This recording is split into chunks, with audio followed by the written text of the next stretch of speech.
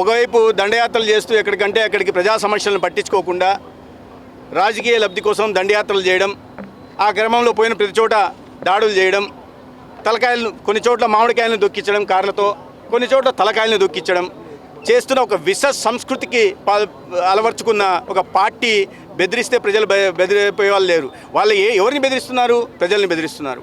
మీరు మాకు ఓట్లు వేయలేదు కాబట్టి మేము మళ్ళీ అధికారంలోకి వస్తే మీ అంతు చూస్తాం. ఏ గ్రామాల్లో ఉన్న వాళ్ళని, అభివృద్ధి కాంక్షించే వాళ్ళని, ప్రజాహితం కోసం పనిచేసే వాళ్ళందరినీ గుర్తించి డిజిటల్ బుక్ అని మీరు అధికారంలోకి వచ్చేది లేదు, చచ్చేది లేదు.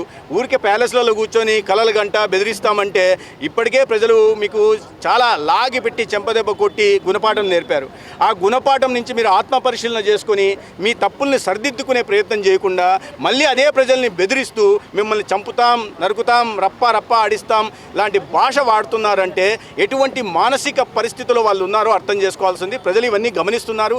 ఇటువంటి వారిని మొన్న 11 సీట్లకు పరిమితం చేశారు. రాబోయే రోజుల్లో రాజకీయంగా భూస్థాపితం చేస్తారు.